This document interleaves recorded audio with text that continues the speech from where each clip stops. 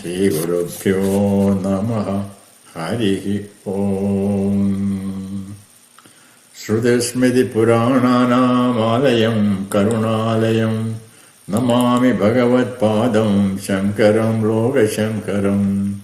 സമസ്തജനകല്യാണേ നിരതം കരുണാമയം നമാമി ചിന്മയം ദേവം സദ്ഗുരും പ്രണതോസ്മ്യഹം.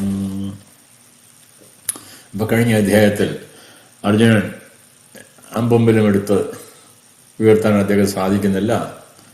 അദ്ദേഹത്തിൻ്റെ ശോകവും മോഹവും എന്താണെന്ന് നമ്മളെ പറഞ്ഞ് മനസ്സിലാക്കി. അല്പം ഒന്ന് വിചാരം ചെയ്തിട്ട് നമുക്ക് മുമ്പോട്ട് പോകാം. അദ്ദേഹം പറയുന്നു, എട്ടാമത്തെ ശ്ലോകത്തിൽ, രണ്ടാമത്തെ അധ്യായത്തിൽ എട്ടാമത്തെ ശ്ലോകത്തിൽ അദ്ദേഹം പറയുന്നു, നഹി പ്രപശ്യാമി മമാപനുദ്യാത് യശോകമുച്ചോഷണമിന്ദ്രിയാണാം അവാപ്യ ഭൗമാവസഭക്തമൃദ്ധം രാജ്യം സുരാണാമഭിചാധിപത്യം. അദ്ദേഹം പറയുന്നു, ഈ ഭൂമിയിൽ ശത്രുക്കളേ ഇല്ലാത്ത ഒരു രാജ്യം എനിക്ക് കിട്ടിയാലും ശരി, അതല്ല ഇനിയും ദേവന്മാരുടെ ഒരു ആധിപത്യം എനിക്ക് കിട്ടിയാലും ശരി, ഇപ്പോൾ എന്നെ ബാധിച്ചിരിക്കുന്ന ഈ ശോകത്തിന് യാതൊരു പ്രതിവിധിയുമില്ല. ഇങ്ങനെ പറഞ്ഞ് ശേഷം അദ്ദേഹം എന്ത് ചെയ്തു എന്ന് സഞ്ജയൻ പറയുന്നു. ഏവ മുക്ത്വാ ഹൃഷീകേശം ഗുഢാകേശ പരന്തപഃ നയോസ ഇതി ഗോവിന്ദം മുക്ത്വാ തൂഷ്ണീം ബഭൂവഃ. ഇങ്ങനെ ഭഗവാനോട് പറഞ്ഞ ശേഷം അദ്ദേഹം യുദ്ധം ഞാൻ ഇനിയും ചെയ്യുന്നില്ല എന്ന് പറഞ്ഞ് നിശബ്ദമായി ഇരുന്നു.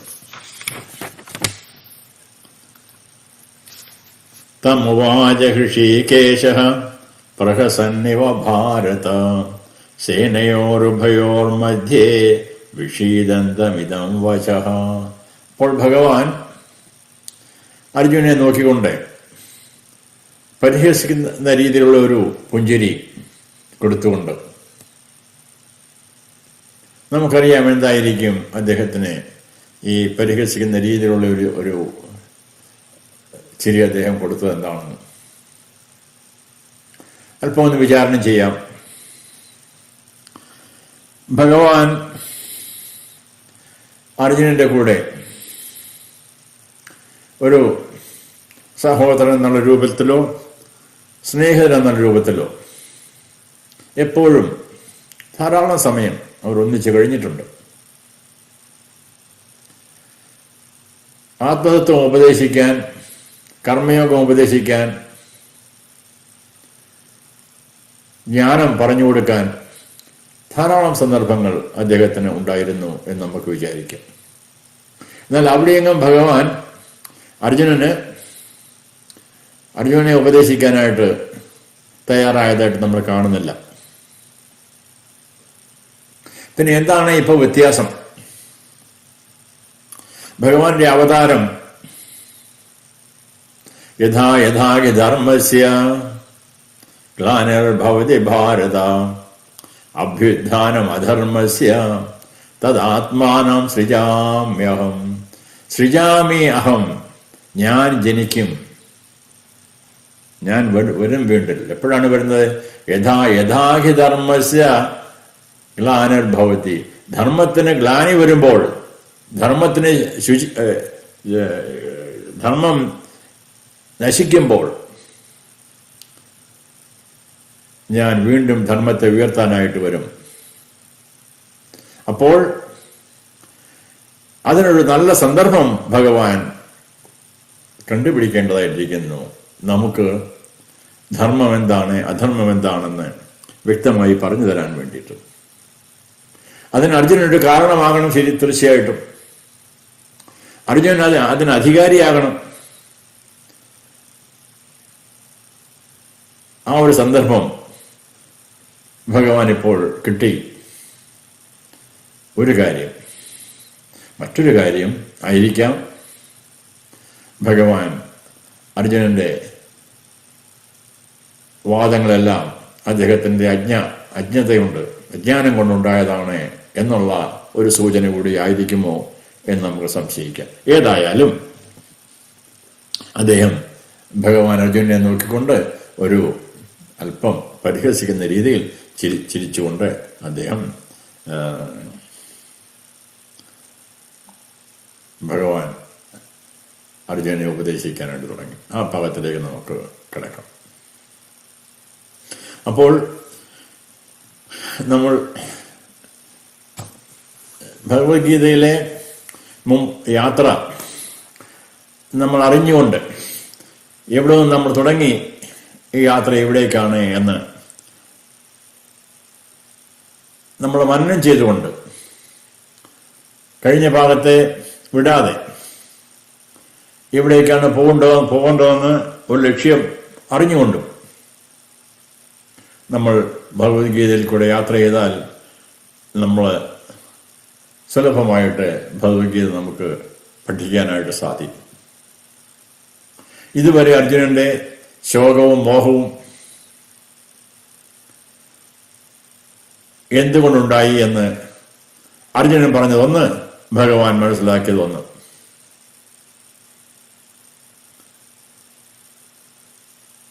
ഒരു വൈദ്യൻ രോഗിയുടെ രോഗത്തിന് മൂലകാരണം എന്താണെന്ന് മനസ്സിലാക്കി.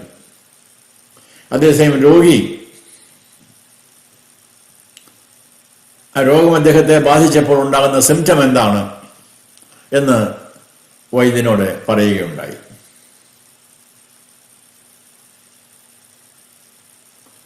രോഗി പറഞ്ഞതൊന്ന്, വൈദ്യൻ മനസ്സിലാക്കിയത് മറ്റൊന്ന്. തലവേദനയാണ് രോഗിക്ക്. മറ്റ് സിംറ്റങ്ങളൊക്കെ എല്ലാം ചോദിച്ചപ്പോൾ മനസ്സിലായി അദ്ദേഹത്തിന് യഥാർത്ഥത്തിൽ ന്യൂമോണിയ ആണെന്ന്, അല്ലെങ്കിൽ മറ്റു ടെസ്റ്റുകൾ ചെയ്യുമ്പോൾ മറ്റസുഖമാണെന്ന് മനസ്സിലാക്കി. അതുപോലെ ഭഗവാൻ ഇപ്പോൾ അർജുനന്റെ അസുഖം എന്താണ് എന്ന് മനസ്സിലാക്കി. അത് മറ്റൊന്നുമല്ല, ഒരു വാക്കി പറഞ്ഞാൽ അജ്ഞാനം തന്നെയാണ് എന്ന് ഭഗവാൻ മനസ്സിലാക്കി. എന്താണ് അജ്ഞാനം? അർജുനൻ എങ്ങനെ അജ്ഞാനിയാകും? ഏതെല്ലാം ഗുരുകുലങ്ങൾ പഠിച്ച് രാജകുമാരനായിട്ട് പോയി ധാരാളം ശാസ്ത്രങ്ങൾ പഠിച്ചു അദ്ദേഹം. അവിടെയെല്ലാം വിദഗ്ധനായ അദ്ദേഹം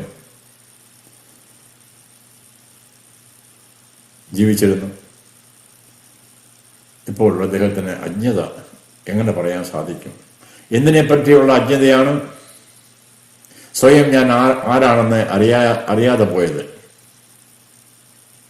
ഞാൻ ഈ ശരീരവും മനസ്സും ബുദ്ധിയുമൊക്കെയാണ്. ആ ചിന്ത ഉണ്ടാകുമ്പോൾ ഞാനും എൻ്റെതെന്നുള്ള ബോധം ഉണ്ടാകുന്നു. ഞാനും എൻ്റെതെന്നുള്ള ബോധം മനസ്സിൽ ഉദിക്കുമ്പോഴാണ് കാമം, ക്രോധം, ലോഭം, മതം ഇങ്ങനെയുള്ള എല്ലാ ചിന്തകളും നമ്മുടെ ഉള്ളിൽ വരികയും നമ്മുടെ മനസ്സ് വ്യാകുലമാകുകയും ഒക്കെ ചെയ്യുക. മുമ്പോട്ട് അതേപ്പറ്റി ഭഗവാൻ വളരെ വിസ്തരിച്ച് പറയുന്നതുകൊണ്ട് അതിലേക്ക് നമ്മളിപ്പോൾ കിടക്കണ്ട എന്ന് വിചാരിക്കുന്നു. ഏതായാലും ഭഗവാൻ പറയുന്ന വാക്കുകൾ ശ്രദ്ധിക്കുക. 1 മുതൽ 10 വരെ അർജുനന്റെ വിഷാദവും, പിന്നെ അത് വളരെ ഒരു പ്രധാനപ്പെട്ട കാര്യം, അർജുനൻ ഭഗവാന് ശരണാഗതി ചെയ്തു. അതായത് ഒരു ശിഷ്യൻ പഠിക്കണമെങ്കിൽ ഗുരുവിനോടുള്ള ശരണാഗതി, അല്ലെങ്കിൽ ഗുരുവിനെ ഒരു പ്രപന്ന ഭാവത്തിൽ, ശരണാഗതി ഭാവത്തിൽ ഗുരുവിനെ സ്വീകരിക്കേണ്ടതായിട്ടിരിക്കുന്നു. അപ്പോൾ ഗുരുവിനെ ഉപദേശിക്കാനായിട്ട് സാധിക്കും. അപ്പോൾ അർജുനന്റെ വിഷാദവും അർജുനന്റെ ശരണാഗതിയും ശരിയായി നമ്മൾ മനസ്സിലാക്കിയാൽ നമുക്ക് മുമ്പോട്ട് പോകാൻ സാധിക്കും. അത് അത്യാവശ്യമാണ് മനസ്സിലാക്കിയിരിക്കേണ്ടത്. എങ്കിൽ മാത്രമേ നമുക്ക് മുമ്പോട്ട് പോകുന്ന ഭാഗങ്ങൾ പ്രയോജനമാവുകയുള്ളൂ. ശ്രദ്ധിക്കാം നമുക്ക് എന്താണ് ഭഗവാൻ ഇനിയും പറഞ്ഞു കൊടുക്കുന്നത്. അശോച്യാൻ അന്വശോചസ്ത്വം പ്രജ്ഞാവാദാം ച ഭാഷസേ ഗതാസൂനഗതാം സോംശ നാനുശോചന്തി പണ്ഡിതാഃ. അശോച്യാൻ അന്യശോചസ്ത്വം പ്രജ്ഞാവാദാം ച ഭാഷസേ യഥാസൂനഗതാം സോം ച നാനുശോചന്തി പണ്ഡിതാഃ. നമുക്ക് പദച്ഛേദം ശ്രദ്ധിക്കാം. അശോച്യാൻ അന്യശോചഹത്വം പ്രജ്ഞാവാദാഞ്ച ഭാഷസേ യഥാസൂൻ അഗതാൻസൂൻ ച ന അനുശോചന്തി പണ്ഡിതാഃ. പറയുന്നു അശോച്യാൻ, ദുഃഖിക്കേണ്ടതില്ലാത്തവരെ കുറിച്ച് നടത്തും. അശോച്യാൻ അന്വശോചസ്ത്വ, നീ ദുഃഖിക്കുന്നു. അതായത് ദുഃഖിക്കാൻ അവകാശമില്ലാത്തവരെ പറ്റി നീ ദുഃഖിക്കുന്നു. എന്നിട്ടോ നീ എന്ത് ചെയ്യുന്നു? പ്രജ്ഞാവാദാൻ, ജ്ഞാനികൾ സംസാരിക്കുന്നത് പോലെ നീ സംസാരിക്കുന്നു. പ്രജ്ഞാവാദാം ച ഭാഷസേ, എന്നാൽ ബുദ്ധിയുള്ളവരോ ഗതാസൂൻ എന്ന് പറഞ്ഞാൽ പ്രാണൻ വിട്ടുപോയവരെ, മരിച്ചുപോയവരെന്നുള്ള പദം ശരിയല്ല ഇവിടെ. കാര്യം നമ്മൾ ആത്മജ്ഞാനമാണല്ലോ പഠിക്കുന്നുണ്ട്. യഥാർത്ഥ സാമാന്യ ഭാഷയിൽ പറയാം പ്രാണൻ വിട്ടുപോയവരെ. അഗതാൻ സൂഞ്ച ന അനുശോചതി പണ്ഡിതാഃ. പണ്ഡിതന്മാര് എന്ത് ചെയ്യത്തില്ല? പണ്ഡിതന്മാരെ ദുഃഖിക്കത്തില്ല. മരിച്ചവരെ പറ്റിയോ ജീവിച്ചിരിക്കുന്നവരെ പറ്റിയോ പണ്ഡിതന്മാർ ദുഃഖിക്കത്തില്ല. അതിന് കാരണം എന്താണ്? അത് പിന്നീട് ഭഗവാൻ വ്യക്തമാക്കും നമുക്ക്.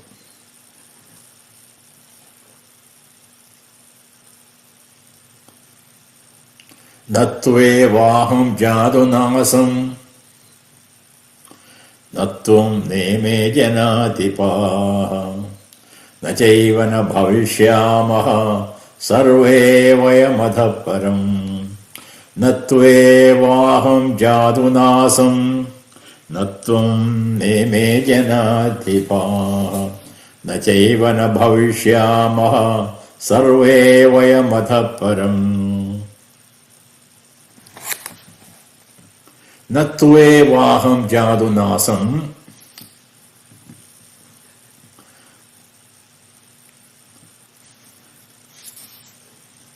നത്വം നേമേ ജനാധിപാഃ ന ചൈവ ന ഭവിഷ്യാമഃ സർവേ വയമധഃ പരം.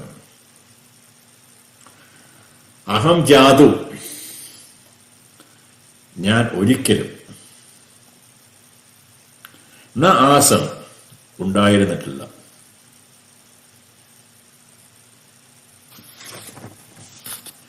നത്വം ന അസി ആസീതി, നീയും ഇല്ലാതിരുന്നിട്ടില്ല. ഇമേ ജനാധിപാഃ, ഈ രാജാക്കന്മാരും, ന ആസന്നിധി, ഇല്ലാതിരുന്നിട്ടുമില്ല. അതഃ പരം, ഇനി മേലിലും നാം എല്ലാവരും ഇല്ലാതാവുകയുമില്ല.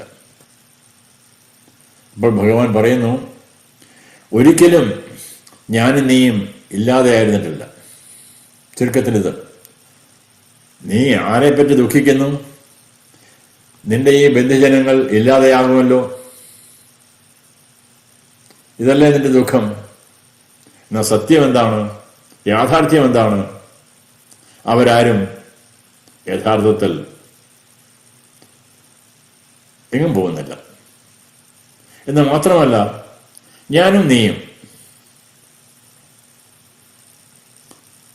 ഇല്ലാതിരുന്നിട്ടുമില്ല,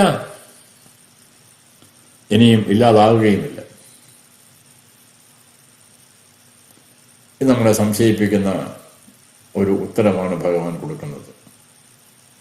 നത്വേവാഹം ജാതുനാസം നത്വം നേമേ ജനാധിപാഃ ന ചൈവ ന ഭവിഷ്യാമഃ സർവേ മയമധഃ പരം. നീ ഇല്ലാതിരുന്നിട്ടില്ല എന്ന് മാത്രമല്ല, ഈ രാജാക്കന്മാരും ഇല്ലാതിരുന്നിട്ടില്ല. ഇനിയും മേലിലും നാം എല്ലാവരും ഇല്ലാതാവുകയുമില്ല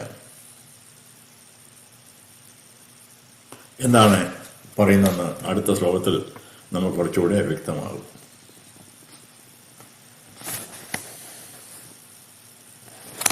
ദേഹിനോസ്മിൻ യഥാ ദേഹേ കൗമാരം യൗവനം ജരാ തഥാ ദേഹാന്തര പ്രാപ്തിർ ധീരസ്തത്ര ന മുഹ്യത്തെ. ദേഹിനോസ്മിൻ യഥാ ദേഹേ കൗമാരം യൗവനം ജരാ തഥാ ദേഹാന്തര പ്രാപ്തിർ ധീരസ്തത്ര ന മുഹ്യത്തെ. വളരെ സരളമായ ശ്ലോകമാണെങ്കിലും വളരെ അർത്ഥഗാംഭീര്യം ഉള്ള ഒരു ശ്ലോകമാണിത്. അതായത് അസ്മിൻ ദേഹ യഥാ ദേഹിനഃ,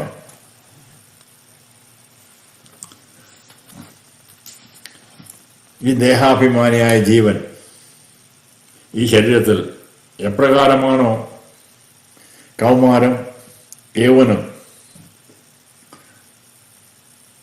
അതിനുശേഷം ജര, മരണം ഒക്കെ സംഭവിക്കുന്നത്, ഇതുപോലെയാണ് ഒരു വസ്ത്രം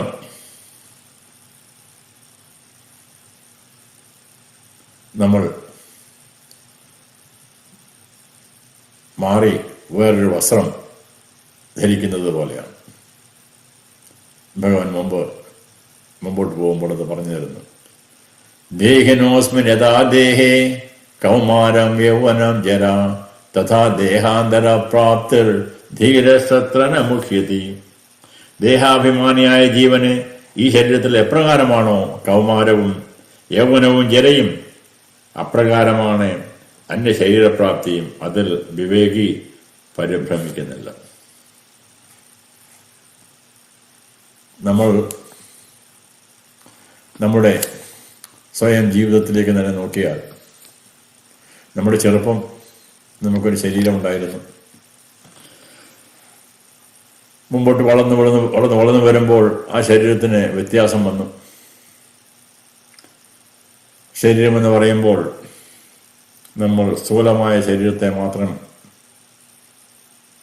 കാണേണ്ടതായിട്ടില്ല. സൂക്ഷ്മമായ ശരീരം, അതായത് മനസ്സ്, ബുദ്ധി, ചിത്തം മുതലായവ, അല്ലെങ്കിൽ കർമ്മേന്ദ്രിയങ്ങള്, ജ്ഞാനേന്ദ്രിയങ്ങള്, ഇവയെല്ലാം കൂടി നമ്മൾ സൂക്ഷ്മ ശരീരം എന്ന് പറയാം. സ്ഥൂല ശരീരം എന്ന് പറയുന്നത് നമ്മളുടെ മാംസവും എല്ലും മജ്ജയും മുതലായ ആ സ്ഥൂലമായ ശരീരം. ഇങ്ങനെ ശരീരത്തെ നമ്മൾ രണ്ടായിട്ട് കാണാം തുടക്കത്തിൽ. പക്ഷെ നമുക്കെല്ലാം അറിയാം, ഈ സ്ഥൂലമായി നമ്മൾ കാണുന്ന ശരീരം മാത്രമല്ല, സൂക്ഷ്മമായി നമ്മൾ പ്രവർത്തിക്കുന്ന ആ കർമ്മേന്ദ്രിയങ്ങളോ ജ്ഞാനേന്ദ്രിയങ്ങളോ ഈ മനസ്സോ അല്ല.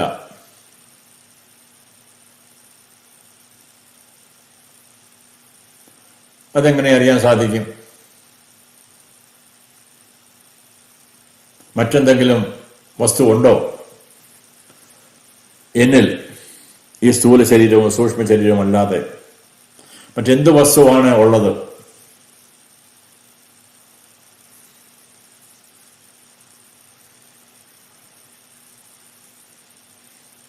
ചോദ്യം വളരെ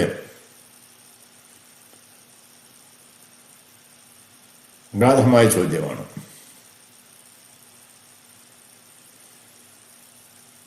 പക്ഷെ ഉത്തരം വളരെ സരളമാണ്.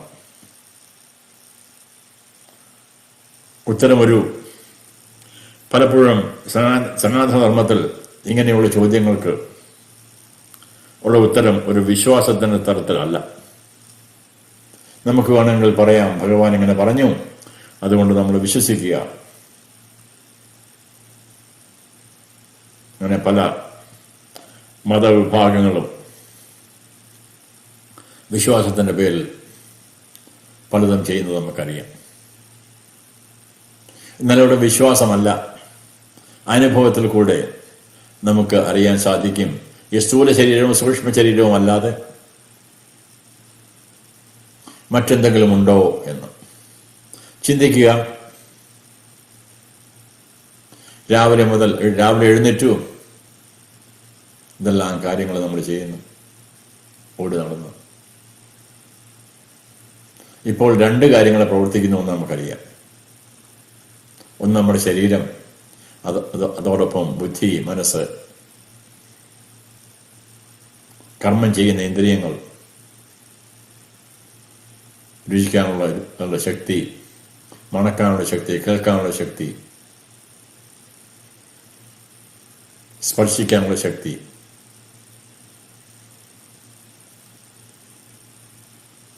ഇങ്ങനെ കർമ്മേന്ദ്രിയങ്ങളും ജ്ഞാനേന്ദ്രിയങ്ങളും മനസ്സും ഉൾപ്പെടുന്ന ആ സൂക്ഷ്മ ശരീരവും സ്ഥൂല ശരീരവും നമ്മൾ ഈ ജാഗ്രത അവസ്ഥയിൽ, അതായത് ഉണർന്നിരിക്കുന്ന അവസ്ഥയിൽ ഉണ്ട് എന്ന് നമുക്ക് വ്യക്തമായി അറിയാം. അതിന് വേദാന്തത്തിൽ ജാഗ്രത അവസ്ഥ എന്ന് പറയും. എന്നാൽ നമുക്ക് നമ്മുടെ ജീവിതത്തിൽ മറ്റൊരു അനുഭവങ്ങളുമുണ്ട്. ഉറങ്ങാൻ കിടന്നു,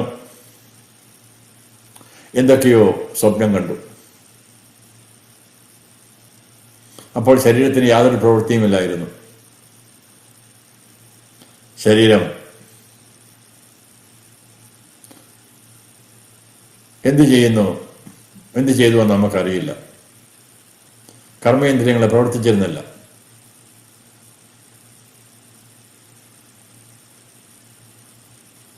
ജ്ഞാനേന്ദ്രിയങ്ങളും പ്രവർത്തിച്ചിരുന്നില്ല, എക്സെപ്റ്റ് മനസ്സ് മാത്രം പ്രവർത്തിച്ചിരുന്നു. മനസ്സ് പല രൂപങ്ങളെ സൃഷ്ടിച്ചു. അതിൽ ഞാനും ഒരു രൂപമായി. അങ്ങനെ എനിക്കൊരു പ്രത്യേക പേര്, ഞാൻ പലതും അനുഭവിച്ചു സ്വപ്നത്തിൽ. അപ്പോഴും ഞാനുണ്ടായിരുന്നു അവിടെ. എൻ്റെ മനസ്സുണ്ടായിരുന്നു. ശരീരമില്ലായിരുന്നു, പക്ഷേ എൻ്റെ മനസ്സ് അവിടെ പ്രവർത്തിച്ചിരുന്നു. അപ്പോൾ ഞാൻ ശരീരവും മനസ്സുമാണ് എന്ന് നമുക്ക് തീരുമാനിക്കാനായിട്ട് സാധിക്കും. അതല്ലോ നമ്മുടെ പ്രശ്നം. നമ്മുടെ പ്രശ്നം ശരീരവും മനസ്സും അല്ലാതെ മറ്റെന്തെങ്കിലും ഉണ്ടോ എന്നാണ്. എന്നാൽ നമുക്ക് മറ്റൊരു അനുഭവം കൂടെ ഉണ്ട്. രാത്രിയിൽ സുഖമായി ഉറങ്ങി എന്നുള്ള അനുഭവം കൂടെ ഉണ്ടല്ലോ. രാവിലെ എഴുന്നേൽക്കുമ്പോൾ ഞാൻ സുഖമായി ഇന്നലെ ഉറങ്ങി എന്ന് നമുക്ക് പറയാൻ സാധിക്കും. മറ്റാരുമല്ല പറയുക. രാവിലെ എഴുന്നേൽക്കുമ്പോൾ കുടുംബത്തിലുള്ള മറ്റുള്ളവർ ചോദിക്കും, ഇന്നലെ ഉറങ്ങിയോ സുഖമായിട്ട്? ഞാൻ സുഖമായി ഉറങ്ങി. അപ്പോൾ സുഖമായി ഞാൻ ഉറങ്ങിയെന്ന് ആ വ്യക്തി അറിഞ്ഞിരിക്കുന്നു. പക്ഷേ തന്റെ കർമ്മേന്ദ്രിയങ്ങളും ജ്ഞാനേന്ദ്രിയങ്ങളും പ്രവർത്തിച്ചിരുന്നില്ല. പിന്നെ എന്താണ് പ്രവർത്തിച്ചത്? ഞാൻ സുഖമായി ഉറങ്ങി എന്നുള്ള അനുഭവം നമുക്ക് ഉണ്ടായിട്ടുണ്ടെങ്കിൽ ആ അനുഭവം തന്നത് മറ്റെന്തുമല്ലേ?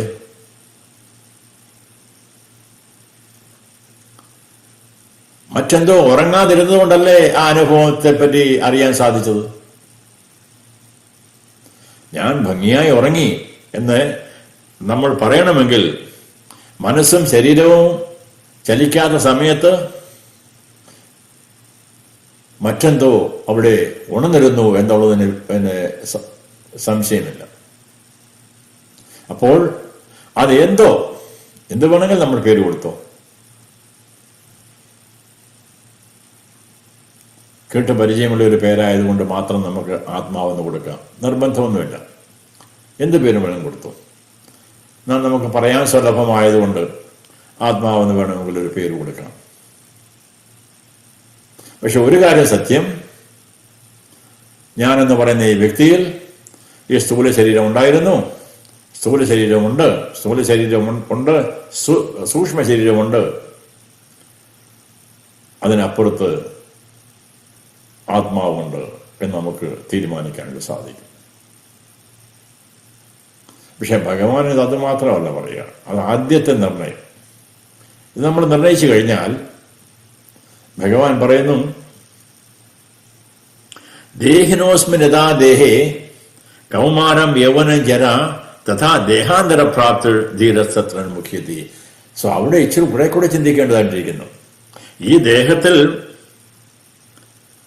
കൗമാരം യൗവനം ജര മുതലായത് വന്നുകൊണ്ടിരിക്കുമ്പോഴും ദേഹാന്തരം, ദേഹം ഉപേക്ഷിച്ചു കഴിഞ്ഞാൽ വീണ്ടും മറ്റൊരു ദേഹം കിട്ടുന്നു. അതിൽ നീ മോഹിക്കേണ്ടതായിട്ടില്ല. അപ്പോൾ ഏതൊന്നാണോ ഈ സ്വപ്നത്തിൽ, ജാഗ്രത അവസ്ഥയിൽ സ്വപ്നത്തിൽ, ജാഗ്രത അവസ്ഥയും സ്വപ്നത്തിലും അല്ലാത്ത അവസ്ഥയിലും, മൂന്നവസ്ഥയിലും ഉണർന്നിരുന്നോ, എല്ലാ അവസ്ഥകളെയും, എല്ലാ കർമ്മേന്ദ്രിയങ്ങളുടെ പ്രവൃത്തികളും ജ്ഞാനേന്ദ്രിയങ്ങളുടെ പ്രവൃത്തികളും എല്ലാം കണ്ടുകൊണ്ട് അറിഞ്ഞുകൊണ്ട് ഇരുന്നോ, ആ ആത്മാവ് അത് ഈ ശരീരവുമായി ബന്ധമുള്ളതല്ല. ഈ ശരീരം ചെറുപ്പകാലത്ത് പ്രായമായിട്ട് മാറ്റം വന്നുകൊണ്ടിരുന്ന സമയത്തും ഈ ആത്മാവ് യാതൊരു മാറ്റവുമില്ലാതെ നിന്നിരുന്നു എന്ന് നമുക്ക് മനസ്സിലാക്കാം. അതേപ്പറ്റിയാണ് ഭഗവാൻ പറയുന്നത്. മുമ്പോട്ട് പോകുമ്പോൾ ധാരാളം വിചാരണ ചെയ്യാനുണ്ട് ഇത്.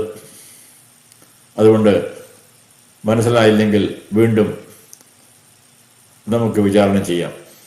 എന്നാൽ ഭഗവാൻ പറയുന്നത് ഈ ആത്മാവിനെ പറ്റിയാണ് പറഞ്ഞത്. ആ ആത്മാവ് നശിക്കുന്നില്ല, ശരീരത്തിന് മാറ്റം വരുമ്പോൾ എന്നാണ് പറയുക.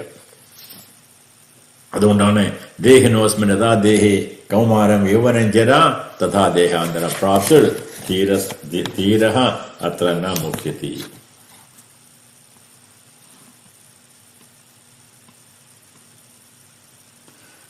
ഭഗവാൻ പിന്നെ അല്പം ഒരു ഇളവ് എടുക്കുന്നു അർജുനന്. ആ വേദാന്ത ചിന്തയിലെ ഏറ്റവും ഉയർന്ന കാര്യം അദ്ദേഹം പറഞ്ഞു കൊടുത്തിട്ട് അല്പം ഒരു ഇളവ് കൊടുക്കുന്നു. ആ ഇളവിൽ അദ്ദേഹം പറയുന്നു, മാത്രാ സ്പർശാസ്തു കൗന്ദേയ ശീതോഷ്ണ സുഖദുഃഖദാ ആഗമാ പായിനോ നിത്യാസ്താം തിദിക്ഷ്വസ ഭാരത. മാത്രാ സ്പർശാഃ തു കൗന്ദേയ ശീത ഉഷ്ണ സുഖദുഃഖദാ ആഗമ പായിനഃ നിത്യാഃ താൻ തിദിക്ഷ്വസ ഭാരത. എന്ത് പറയുന്നു? അതായത്, ഹേ അർജുന, ഈ ഇന്ദ്രിയ വിഷയങ്ങളുടെ ദുഃഖമാണല്ലോ അർജുനനുള്ളത് ഇപ്പം, അല്ലേ? അർജുനന്റെ വിഷമം എന്താണ്? അർജുനന്റെ ഇന്ദ്രിയങ്ങളാണ് ദുഃഖം തരുന്നത്. ഭഗവാൻ പറഞ്ഞു, ഈ ഇന്ദ്രിയങ്ങളൊക്കെ ഉണ്ടല്ലോ, ഇതൊക്കെ പോയാലും ശരി, നീ എപ്പോഴും കാണും. ഇന്ദ്രിയങ്ങളെ ഏത് ദുഃഖം തന്നാലും സുഖം തന്നാലും ശരി, അതിന് ശക്തി കൂടിയാലും ശക്തി കുറഞ്ഞാലും ശരി, അത് വളർന്നാലും ശരി, അതിന് പ്രായമായി അത് ക്ഷയിച്ചാലും ശരി, അവസാനം ഇത് മുഴുവൻ പൂർണ്ണമായി ക്ഷയിച്ചാലും ശരി, മാറ്റം വരുന്നില്ല. നിനക്ക് യാതൊരു മാറ്റവും വരുന്നില്ല. അതുകൊണ്ട് അത് നീയല്ല. അതുകൊണ്ട് അതിനല്പം ദുഃഖവും സുഖവും ഒക്കെ വന്നു കഴിഞ്ഞാൽ അതൊക്കെ നീ വലിയ കാര്യമായി എടുക്കരുത്. അതിനെ സഹിക്കുക. പക്ഷെ അത് സഹിക്കുന്നത് എങ്ങനെയാണ്? ഈ ശരീരം ഞാനാണ്, ഈ മനസ്സ് ഞാനാണ് എന്നുള്ള വിചാരമുള്ളപ്പോൾ അത് സഹിക്കാനായിട്ട് സാധിക്കത്തില്ല. കാര്യം എനിക്കാണുള്ള ദുഃഖം, എനിക്കാണല്ലോ സുഖം, എനിക്കാണുള്ള ദുഃഖം, എനിക്കാണല്ലോ കോപം. അത് സഹിക്കാനായിട്ട് സാധിക്കത്തില്ല. പക്ഷെ ഭഗവാൻ അതിനുള്ള കാര്യം പറഞ്ഞു കൊടുത്തു. നേരത്തെ എങ്ങനെ നീ സഹിക്കണമെന്ന് പറഞ്ഞു കൊടുത്തു. സഹിക്കാൻ ഉള്ള മാർഗം എന്താണ്? ഏതറിവാണ് നിനക്കുണ്ടാകേണ്ടത്? ഈ ഇന്ദ്രിയങ്ങൾ, നിനക്ക് ദുഃഖമുണ്ടാകുന്നത് നിന്റെ ഇന്ദ്രിയങ്ങളല്ലയോ ഉണ്ടാകുന്നത്, നിന്റെ മനസ്സിനല്ലയോ ദുഃഖം ഉണ്ടാകുന്നത്. പക്ഷെ ആ മനസ്സ് വെറും താൽക്കാലികമായ ഒന്നാണ്, അത് നശിക്കുന്ന ഒന്നാണ്. ചെറുപ്പത്തിലുള്ള മനസ്സല്ല നിനക്കിപ്പോൾ ഉള്ളത്. കൊച്ചുകുട്ടിയായിരിക്കുമ്പോൾ നിനക്ക് എന്ത് മനസ്സുണ്ടായിരുന്നു? നിനക്ക് എന്ത് അറിവുണ്ടായിരുന്നു? ഇന്നോ തമ്മിൽ വ്യത്യാസമുണ്ട്. ഇത് ദിവസം തോറും മാറിക്കൊണ്ടിരിക്കുന്നു. ഈ സ്ഥൂല ശരീരവും സൂക്ഷ്മ ശരീരവും ദിവസവും ഓരോ നിമിഷവും ഇത് മാറിക്കൊണ്ടിരിക്കുന്നു. അത് ചെയ്യും. എന്നാൽ നശിക്കാത്തത് ആരാണ്? നീ നശിക്കുകയില്ല. നിനക്ക് നാശമില്ലാത്തതാണ്. നശിക്കുന്നത് നിന്റെ ശരീരമാണ്. അങ്ങനെ നശിക്കുന്ന ഒരു ശരീരത്തെ പറ്റിയോ നശിക്കുന്ന ഒരു ഇന്ദ്രിയത്തെ പറ്റിയോ നീ എന്തിനാണ് ഇത്രയും ദുഃഖിക്കുന്നത്? അല്പാൽപ്പമൊക്കെ ദുഃഖമെന്ന് അത് നീ സഹിക്കും. ഇത് സാമാന്യമായൊരു ഭാഷ. പിന്നെ അടുത്ത ഭാഗത്തിൽ ഭഗവാൻ വീണ്ടും വിവരിക്കുന്നത് നമുക്ക് അതുകൂടെ വായിക്കാം. അടുത്തുകൂടെ വായിച്ച് നമുക്ക് നിർത്താം. യം ഹിന വിധയന്ത്യേ പുരുഷം പുരുഷർഷഭ സമദുഃഖ സുഖം ധീരം സോമൃതത്വായ കൽപ്പത്തെ. യം ഹിന വിധയന്ത്യേ പുരുഷം പുരുഷർഷഭ സമദുഃഖ സുഖം ധീരം സോമൃതത്വായ കൽപ്പത്തെ. ഹേ പുരുഷഷഭ, ശ്രേഷ്ഠനായ അർജുന, ഉയർത്തുകയാണ് ജനമെന്ന്. അർജുനെ ഒന്ന് ഉയർത്തുകയാണ്. അങ്ങ് സാധാരണക്കാരനൊരു മനുഷ്യനല്ല, ഇങ്ങനെ ദുഃഖിക്കേണ്ട ഒരാളല്ല. ശ്രേഷ്ഠനാണ്, മനുഷ്യരിൽ ശ്രേഷ്ഠനാണെന്ന് എന്ന് സൂചിപ്പിക്കുന്നു. അർജുനന്റെ മനസ്സിനെ ഒന്ന് ഉയർത്താനുള്ള ഒരു ഭാവം ഭഗവാൻ. ഹേ പുരുഷഷഭ, ഏതേ ഇവ, ഈ ഇന്ദ്രിയങ്ങൾ, ഏതേ എന്ന് പറഞ്ഞാൽ ഈ ഇന്ദ്രിയങ്ങൾ, സമദുഃഖ സുഖം, സുഖദുഃഖങ്ങളെ ഒരുപോലെ കരുതുന്നവനും ധീരനുമായ യാതൊരു പുരുഷനെയും ദുഃഖിപ്പിക്കുന്നില്ലയോ അവൻ അമൃതത്വത്തിന് യോഗ്യനായി ഭവിക്കുന്നു. നമ്മളിപ്പോൾ അതേപ്പറ്റി വിവരിച്ചു. ദുഃഖം എപ്പോഴാണ് ഉണ്ടാകുക? ദുഃഖം ഉണ്ടാകുന്നത് ഈ ശരീരം ഞാനാണ് എന്നുള്ള ചിന്തയിൽ ദുഃഖമുണ്ടാകുന്നു. അല്ലെങ്കിൽ ഈ മനസ്സ് ഞാനാണ് എന്നുള്ള ചിന്തയിൽ ദുഃഖമുണ്ടാകുന്നു. എന്നാൽ ഏതൊരു സമയത്ത് ഈ ശരീരവും മനസ്സും ഞാനല്ല,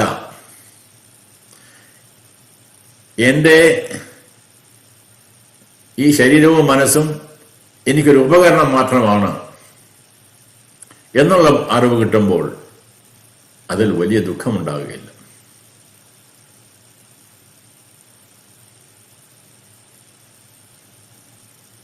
ഇതാണ് ഭഗവാൻ സൂചിപ്പിച്ചു കൊടുക്കുന്നത്.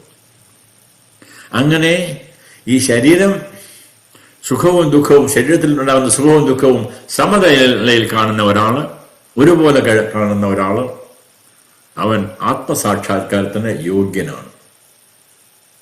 നേരത്തെ ഭഗവാൻ ഇനി പഠിപ്പിക്കാൻ പോകുന്നതിൻ്റെ എല്ലാം മൂലതത്വം ഇവിടെ പറഞ്ഞു തന്നു. അതായത് ഈ ഒരു ഭാഗം, ശരീരത്തിന്റെ സുഖവും ദുഃഖവും സമനിലയിൽ കരുതാൻ സാധിക്കണമെങ്കിൽ എങ്ങനെ സാധിക്കും? അതൊന്ന് ആലോചിച്ച് നോക്കുക. എൻ്റെ ശരീരത്തിനുള്ള സുഖം, എൻ്റെ ശരീരത്തിനുള്ള ദുഃഖം, ഇത് ഞാൻ സമനിലയിൽ കാണുമെന്നാണ് ഭഗവാൻ പറഞ്ഞു തരുന്നത്.